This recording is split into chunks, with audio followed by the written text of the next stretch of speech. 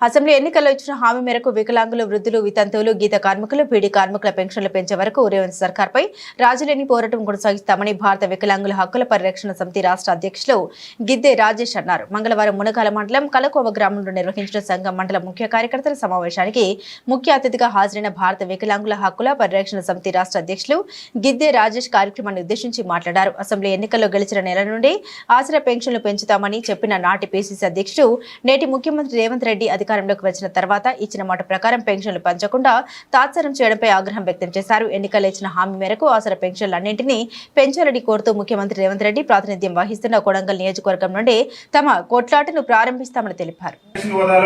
Congress party ఎన్నికల మేనిఫెస్టోలో మరి మేము అధికారంలోకి వస్తే వికలాంగుల పెన్షన్ను వెంటనే 6,000 చేస్తామని చెప్పేసి ముఖ్యమంత్రి రేవంత్ రెడ్డి గారు స్వయంగా ప్రెస్ మీట్ పెట్టి ఈ సభ్య సమాజంలో మరి ఎవరైతే ఈ సభ్య సమాజంలో ఉన్నటువంటి ప్రజానికాన్ని మొత్తం కూడా తెలిసేటటువంటి సమాజానికి సమాచారం చేరవేసేటటువంటి జర్నలిస్టుల సాక్షిగా ఆ రోజు మరి గాంధీ భవన్ లో ముఖ్యమంత్రి రేవంత్ రెడ్డి గారే పిసిసి అధ్యక్షుడి హోదాలో వికలాంగుల పింఛన్ ఒక్కటే కాదు రాష్ట్రంలో ఉన్న ఆసరా పింఛన్లన్నీ కూడా మేము గెలిచిన నెల రోజుల్లోనే పింఛన్ వస్తాయని చెప్పేసి మరి చెప్పడం జరిగింది. ఇవాళ ముఖ్యమంత్రి గారు చెప్పిన మాటలు మీడియా మిత్రులకు కూడా మేము చూపిస్తున్నాం. ఎందుకంటే ముఖ్యమంత్రి గారే స్వయంగా ఆనాడు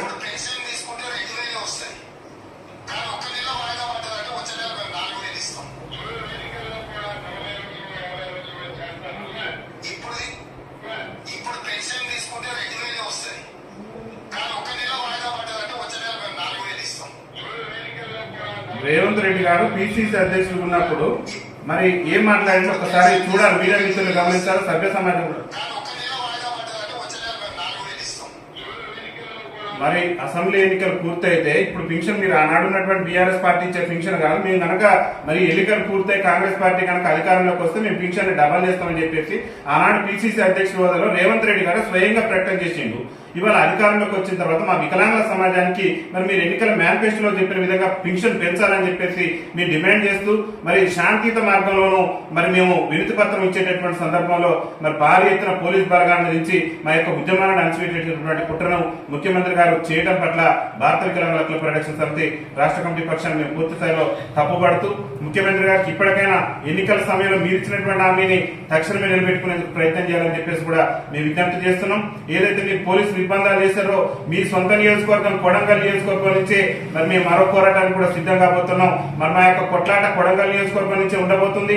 ప్రధానంగా పార్లమెంట్ ఎన్నికల్లో కాంగ్రెస్ పార్టీకి ఓటేయండి, స్థానిక సంస్థల ఎన్నికల్లో వికలాంగులకు రాజకీయ రిజర్వేషన్ కల్పిస్తాం, మరి అసెంబ్లీ ఎన్నికల్లో ఓటేస్తే వికలాంగుల పింఛన్ 6,000 చేస్తాం, వికలాంగుల బ్యాక్లాగ్ ఉద్యోగాలు భర్తీ చేస్తాం, వికలాంగులందరికీ ఆర్టీసీలో ఉచిత ప్రయాణ సౌకర్యం కల్పిస్తానని ఇదే రేవంత్ రెడ్డి గారు ఆనాడు పిసిసి అధ్యక్షుడి హోదాలో చెప్పిండు. ఇవాళ ముఖ్యమంత్రి అయిన తర్వాత మరి ఎందుకు విస్మరిస్తున్నాడు, వికలాంగుల సమాజం పట్ల ఎందుకు ఇంత చిన్నచూపు చూస్తున్నారో ముఖ్యమంత్రి గారే సమాధానం చెప్పాలని చెప్పేసి భారత వికలాంగుల హక్కుల పరిరక్షణ సమితి రాష్ట్ర కమిటీ పక్షాన మేము డిమాండ్ చేస్తూ ముఖ్యమంత్రి గారికి ఒకటే చెప్తున్న ఖబర్దార్ రేవంత్ రెడ్డి గారు మా యొక్క ఆకాంక్షలకు అనుగుణంగా మా సమస్యలు పరిష్కరిస్తానని చెప్పేసి ఆనాడు మీరు ఏ విధంగానైతే చెప్పారో పిసిసి అధ్యక్షుడి హోదాలో మరి ఆ యొక్క చెప్పినటువంటి అంశాలను తక్షణమే అమలుపరచాలి, తక్షణమే వికలాంగుల పెన్షన్ 6,000 చేయాలి, వికలాంగులకు ఆర్టీసీలో ఉచిత రవాణా ఇస్తానని చెప్పేసి ఇవాళ సభ్య సమాజంలో అట్టడుగు నుండి దుర్భర జీవితాలు గడుపుతూ మరి బతుకు జీవుడు అంటూ కాలం వెల్లదిస్తున్నటువంటి వికలాంగులకు ఉచిత రవాణా సౌకర్యం ఇచ్చేందుకు మీరు మీనమేసాలు ఎక్కించడం అనేటటువంటిది ఒక దురదృష్టకరమైనటువంటి అంశం. వికలాంగుల పట్ల ముఖ్యమంత్రి చిన్న చూపు చూస్తుండటానికి అనేక ఉదాహరణలు ఉన్నాయి. మహిళలకు ఉచిత రవాణా సౌకర్యం కల్పిస్తున్నారు. కాంగ్రెస్ పార్టీ అధికారంలో రాగానే మహిళలకు ఉచిత రవాణా ఇచ్చారు. కానీ అభయాస్త్రం మేనిఫెస్టోలో మీరు పెట్టిన మేనిఫెస్టో మరి వికలాంగుల సమాజం మీద ఎందుకు ఇంత వివక్ష చూపుతున్నారో ముఖ్యమంత్రి గారు సమాధానం చెప్పాలి. మహిళలకు ఉచిత రవాణా ఇచ్చినప్పుడు ఈ సమాజం అట్టడుగు నుండి దుర్భర జీవితాలు గడుపుతూ ఎప్పటి నుంచో మరి ఆబ్జార్జీ ప్రయాణం వికలాంగులకు 50% రాయితీతో ఉన్నటువంటి వికలాంగుల సమాజానికి ఉచిత రవాణా సౌకర్యం కల్పించే విషయంలో ముఖ్యమంత్రి రేవంత్ రెడ్డి ప్రభుత్వానికి ఉన్న అడ్డంకులు కూడా స్పష్టం చేయాలి. తక్షణమే ఎన్నికల మేనిఫెస్టోలో చెప్పిన విధంగా మీరే చెప్పిన ఎన్నికల మేనిఫెస్టోలో మేము అధికారంలోకి వస్తే అన్ని జిల్లాల్లో ఖాళీలను గుర్తించి ఎవరైతే ఇలా బతుకు జీవుడు అంటూ కాలం వెల్లదీస్తూ మరి పాఠశాల మెట్లెక్కలేటువంటి మా వికలాంగుల సోదరులు పీజీలు పిహెచ్డీలు పూర్తి చేశారు. మేము అధికారంలోకి వస్తే వికలాంగుల బ్యాక్లాగ్ ఉద్యోగాలన్నీ కూడా భర్తీ చేస్తున్నారు. మరి నేటి వరకు దాన్ని ఊసే ముఖ్యమంత్రి గారు ఎత్తకపోవడం అనేక మంది మా వికలాంగుల సోదరులు చదువుకొని ఉద్యోగ ఉపాధి అవకాశాలు లేక ఇబ్బందులు పడుతున్నారు. కాబట్టి ముఖ్యమంత్రి గారికి ఒకటే చెప్తున్నాం, తక్షణమే వికలాంగుల బ్యాక్లాగ్ ఉద్యోగాల భర్తీ కూడా చొరవ చూపాలని చెప్పేసి కూడా భారత వికలాంగుల హక్కుల పరిరక్షణ సమితి రాష్ట్ర కమిటీ పక్షాన్ని మేము విజ్ఞప్తి చేస్తున్నాం. అదేవిధంగా ఇవాళ వికలాంగుల ప్రోత్సాహ భవంతిని కూడా మరి దాదాపు అప్పుడున్నటువంటి ప్రభుత్వం ₹1,00,000 ఇచ్చింది, ఇప్పుడున్న ప్రభుత్వం కూడా అదే ఇస్తున్నట్టే కుదరదు. వికలాంగుల సమాజం చాలా ఇబ్బందికర పరిస్థితిలో ఉంది కాబట్టి మరి ఇప్పుడున్నటువంటి నిత్యావసర వస్తువుల ధరలు అన్నింటిని కూడా దృష్టిలో పెట్టుకొని వికలాంగుల ప్రోత్సాహ భవంతిని 1,00,000 నుంచి 10 లక్షలు పెంచాలని చెప్పేసి భారత వికలాంగుల హక్కుల పరిరక్షణ సమితి రాష్ట్ర కమిటీ పక్షాన్ని మేము ముఖ్యమంత్రి గారికి విజ్ఞప్తి చేస్తున్నాం.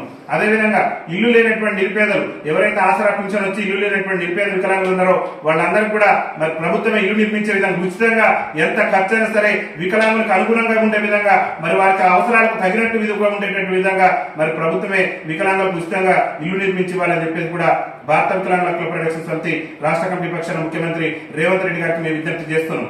పోలీసు నిర్బంధాలతో మా ఉద్యమాలను అణచివేయాలని చూస్తే కేసీఆర్ ప్రభుత్వం కూడా 99 సార్లు బయట ఎవరైనాం. ఏనాడు కూడా ఈ అక్రమ అరెస్టులకు అక్రమ నిర్బంధాలకు భయపడలేదు. మా ప్రాణ త్యాగం చేస్తేనే సరే మా జాతి హక్కుల కోసం మేము పోరాటాలు చేస్తాం చెప్తే మీ బోర్డు బెదిరింపులకు మీ పోలీసుల బెదిరింపులకు కూడా మేము భయపడే ప్రసక్తి లేదు. హక్కుల కోసం ఆత్మగౌరవం కోసం శాంతియుత మార్గంలోనే భారత వికలాంగుల హక్కుల పరిరక్షణ సమితి పోరాటం చేస్తుంది చెప్తే ఎక్కడ అరాచకత్వం సృష్టించి ఎవరికో ఇబ్బంది కలిగించే విధంగా ప్రజాస్వామ్యాన్ని కూని చేసే విధంగా మేము ఉద్యమాలు చేయట్లేదు. శాంతియుత మార్గంలో ప్రజాస్వామ్యబద్ధంగా రాజ్యాంగబద్ధంగా మాకున్నటువంటి హక్కుల మేరకే మేము ఇవాళ ఉద్యమాలు చేస్తున్నాం చెప్తే ఆనాడు కేసీఆర్ గారు ధర్నా చౌక్ ఎత్తేసిండు. ఇవాళ మేము కలెక్టరేట్ లో వినతి పత్రం ఉంచుకోవడానికి పోతే మమ్మల్ని భారీ ఎత్తున పోలీస్ బందోబస్తు పెట్టి మమ్మల్ని అక్రమంగా అరెస్టులు చేసిన అక్రమ